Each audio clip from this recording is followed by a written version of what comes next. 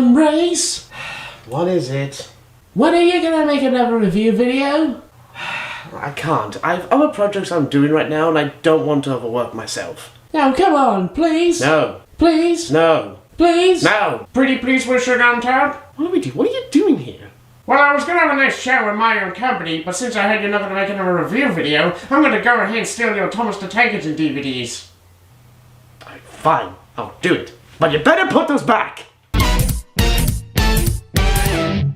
Good day everyone and welcome back to my home reviews where I talk about absolutely anything I feel like. And for today's topic, I feel like talking about a certain speeding hero, one that's been featured in many games, comics, and movies. And it is The Flash. No, I'm kidding, it's Sonic the Hedgehog. That's right, you fabulous people! Today's subject is Sonic the Hedgehog, the fastest thing alive, stopping Dr. Robotnik along with his many wonderful friends by his side.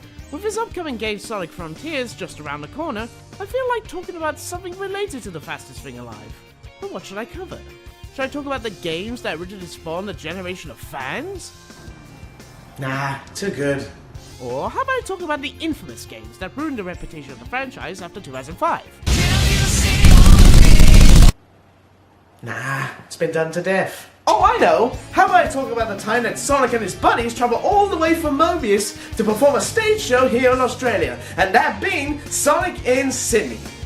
I'm not even joking, that really happened. In the 1990s, Sega had opened their first ever indoor theme park called Sega World. It was located in many parts of the planet like Europe and Japan, but one of the locations we're talking about is Sydney of Australia.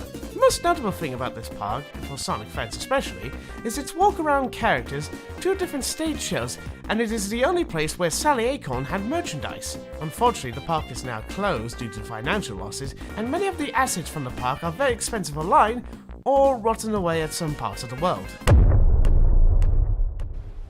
Poor girl. However, there is one asset from the park that is surprisingly online, and that is the soundtrack. This CD contains all of the songs and the audio track to the stage show itself, because for odd reasons they wanted to sell the soundtrack to kids who really like the show, and it's a very strange piece of media, even by Sonic standards, that no one's really talked about. And which is why I'm going to analyze this weird piece of Sonic's history right here. Unfortunately, there is no cam footage of this, so we're gonna have to use our imagination. And by imagination, I mean recreate the visuals by yours truly. It was a stressful process, look at my poor finger. But before we dive down into the weirdness of this audio track, I want to quickly talk about the costumes that were made for the park. The design for Sonic's costume looks really good. Looks like it was pulled straight from the video games. The way the performance has to move in that suit in order to dance and do any kind of cool stuff that Sonic would usually do is very quite impressive. I love it. Even though the costume has his arms blue, which is kind of normal now in Sonic's history, so no big deal. Now, Sally's costume is outstanding. This is the only time where Sally gets a costume version of herself, and she looks amazing. Despite her hair being a bit black due to some of these photos, and she's not wearing her blue jacket that she's known to wear, so it just looks like she's just wearing nothing but her fur coat, but hey, they're animals, so no big deal. Now, there's not many photos of Eggman or Tails, but we do have this official photo from the newspaper, and I'm not gonna lie, Tails looks a bit fat in this picture. Probably taken a few pounds before coming over to Australia, but hey, at least Eggman looks pretty accurate to his cartoon counterpart. Fantastic. Right, now we covered that, let's get on to the main feature of this video. The story begins as Sonic and his pals are flying above Australia. How they managed to get from Mobius to Earth, I have no idea, and they don't explain it. My guess is they probably took the special ring zone to get there. Anyway, the narrator introduces the heroes of this show. Sonic the Hedgehog, the hero with an attitude and a heart of gold, Miles Tails Prower, the young kid with a knack of engineering and a good pilot, and finally, Princess Sally Acorn, leader of the Freedom Fighters, being smart and capable of herself, and Princess of Mobitropolis. And she's also the love interest for Sonic. But suddenly, the tornado plane starts losing control and crash landing onto the ground below. But luckily, our heroes made it out of there just in time. Tails, I thought you told us you knew how to fly that biplane. Oh, I do, Sally, I do. You just never asked me if I knew how to land. Oh boy, their voices in this show. They're not great. I don't know whose idea was it to give Sonic a female actress to voice the character, because something about it just doesn't seem right to me. And the voice she's delivering to the character just sounds like she's trying too hard. Although getting a female actress to Tails is nothing new for the franchise, but there's a couple of occasions where he's just a bit annoying.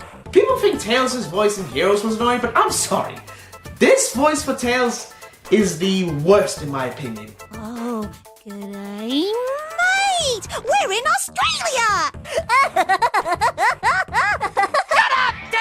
And then there's Sally's voice, and man oh man, what a miscast this is. I don't know why, but for some reason they gave Sally a country accent when really she never had one to begin with. And it was Bunny who had more of the country accent to her voice in the franchise, not Sally. But here it looks like they didn't get a memo from Sega that she doesn't have a country accent. I'm giving you people F- for that. You failures. Plus, her character in this just doesn't seem right, and it just feels like a wooden cardboard cut-up version of her, like what some of the characters got treated in the 2010 games. Anyway, let's move on, shall we? Sonic and his pals realize they're in Sydney, Australia, as Sonic tells the audience what's going on and why they're here. Apparently, Dr. Robotnik, or Eggman if you want to call him that, has traveled from Mobius to Australia with the Chaos Emeralds in his hands so he can control the whole country. Why Australia? Why not some other countries like Scotland or America or, I don't know, back on home on Mobius or whatever it's called? Seriously, Sega, name the flipping planet for goodness sake. So our heroes set off into Sydney as they go into town to hopefully find Robotnik and stop him. Which makes me wonder, why is it only the 3 of them and not the rest of the team players? Maybe they have to stay behind back on Mobius to take care of Antoine after he got himself into a nasty accident during the last mission. Anyway, while the gang stroll along the streets of Sydney, Sonic starts singing out a song about himself, because every stage show must have a musical number in them. I'm the dude with the attitude. My shiny blue quills and power red shoes. I should like to point out that the songs in this, while not bad, they're okay for what they are.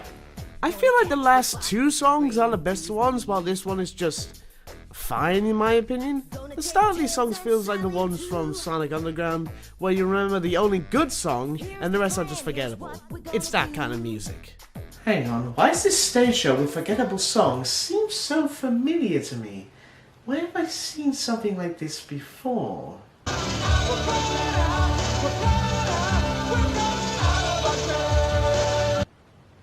Nah, too coincidental.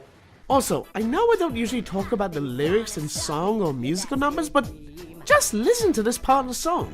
You gotta lift your tail and hold it in the air. You gotta make a big sound like you just don't care. Does that imply that Sonic just did a fart on stage? Jeez, this hedgehog had too many chili dogs to pass that kind of gas. Meanwhile, we see that Eggman has built his lair on top of the Sydney Harbour Bridge? Wait, hang on, let me just do something quick here. Okay, then I'll just put this here, and...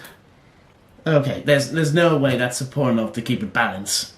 I mean, it would have made sense if he took over the Opera House, but... whatever. After he listens to a bit of opera music, cause Robotnik is a man of culture, I guess. He tells his bandits to set up his telescope as he looks down to see if Sonic and his friends are headed towards him. Since this stage show is a mix with Satyam and Adventures of Sonic elements, the depiction of Robotnik here is more within the likes of Adventures of Sonic's Robotnik, where he's more goofy, less intimidating, even down to the voice. Cause honestly, I really like that version of Robotnik overall. Who does it? Destruction and devastation.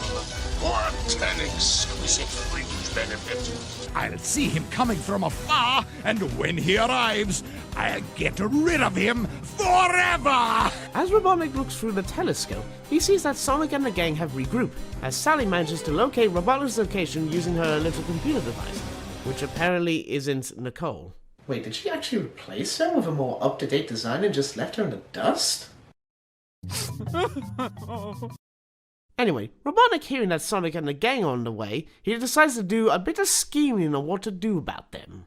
Now, wherever Sally sallies forth, that heady hedgehog is sure to follow, for he can't resist her. If I can capture her, she'll make a fine bait in the trap, just the thing to snare Sonic. This leads into Robotnik singing his own number, and I have to say, this song really fits with Robotnik. Since he's all about taking over the world and turning animals into robotic slaves, the lyrics really do tie into the chaos of Dr. Evil Eggman Robotnik. Plus, his singing is pretty spot on. I'm more than a genius or a mad doctor. I'll show all you goodniks, and that Sally, I'll fix her. Damn, he sounds like he's gonna kill Sally this time instead of roboticizing her. Speaking of Sally, we see that through all the searching and walking she has done, it's been giving her boots a lot of holes in it, which I don't blame her, it really happens to the best of us. Just then, she turns around to see another pair of boots just lying around in the street. Now, if this Sally was from the cartoons and comics, she would probably smell a trap from a mile away and just walk past it entirely. But seeing how this one's a bit more naive and stupid, she just takes it without really thinking about it. You know, if this show was written by Pontac and Graf, it would probably end up way worse than what's going on here. But just then, Robotnik jumps out of his hiding place, laughing his lungs out, surprising Sally. She tries to make a run for it, but gets frozen on the spot by Robotnik's freeze ray. Cool party. Robotnik takes Sally back to his evil lair as he smiles with joy while Sally is unable to move, making her a damsel in distress. So she's basically more out of character than I thought. Could you imagine if the real Sally reacted to this? Save us! Somebody save us before I wet me kecks! That never happened. I swear that never happened. I'm frozen to the spot, but I can sing. Doesn't really matter how dark things appear to. Whoa, voice change here. Yeah, it's really odd that when she sings, she doesn't have a southern accent to it. But I'm not gonna chat about it for long, because we have a story to finish after all. So because of her singing, that magically somehow manages to get Sonic to hear it, and he and Tails rushes off to Robotnik's base. Once they arrive, they located the room where they see Robotnik planning out his evil scheme, and Sally's still stuck in her ice cage. But then Robotnik turns to Sally and responds to her with this odd question, even for Robotnik. Why is it you have always loved Sonic and not me? Wait, is he serious? That's his biggest deal? Previously, he was all about taking over a kingdom and destroying her and the freedom fighters so they won't get in the way of his already perfect paradise. When did Robotnik ever at some point just look at Sally from a distance and just think, She's fit. Yeah, I'd f her. Oh God, I made that thought worse. I'm so sorry. But hey, at least we get this appropriate response from Sally. Even if you were the last fat-headed circuit-brain puff pastry in Australia, I still wouldn't go near you, you butterball! yeah, that's right, you tell him, girl. Tails asks Sonic what should they do to save Sally when he finally comes up with a cunning plan on how to do so. He and Tails shows up as doctors, cleverly referencing Sonic's master in disguise as he had in the Adventure series. Tricks Robotnik by saying that the only way to get Sally to fall in love with him is to drink this potion. He blindly agrees as he finished drinking the potion. Instead of being falling in love with Sally, he quickly falls asleep, which turns out he accidentally drank a sleeping potion instead. What a maroon. Sonic gives Tails the ray gun to unfree Sally from her ice cage, but, like an idiot, he somehow manages to mix up the settings and zaps Sally, causing her to sing into the last song of the show. And honestly, it's kind of beautiful. It was essential to know that you would be near. I can't really give more detail explaining to this, but I think this song really fits well with their relationship, and I like that this is singing from Sally's point of view of things. They've been together for many years, and they both developed feelings for each other, committing, and being great partners in crime. Despite most of the songs being cheesy as hell, I think this is the best one in the whole show, and it's a perfect song showing how Sally really cares for him. On the plus side, if this was a music video, I think they would pair it with some visuals with like love hearts and falling roses, you know, that kind of stuff. Oh, Sonic, thank you for my rescue. You're my special one, I just have to let you know. Looks like we finally found Sonic and Sally's wedding song. Am I right? Huh? Huh? Oh, screw you guys. And the haters. But just then, Tails ruins the moment for Sonic as he warns him that Robotnik has planted a bomb in the area and will explode any minute. Oh my word! Sonic quickly uses Robotnik's remote to stop the bomb, somehow, revealing the Chaos Emeralds, even though they weren't mentioned at all throughout the show, and the Bandits have thankfully switched off. And so ends the story as Sonic and his friends wave goodbye to the people and head off for home.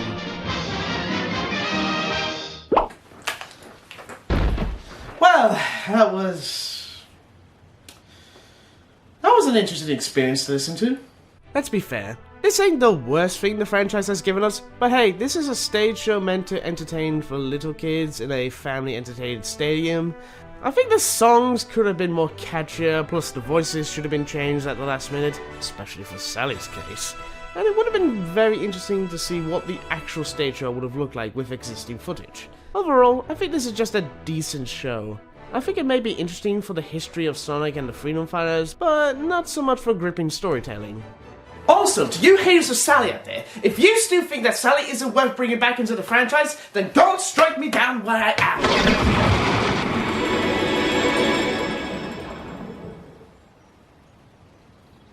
What? Why are you staring to the sky like that? It's like you've never seen the hand of God before. Oh, weirdos.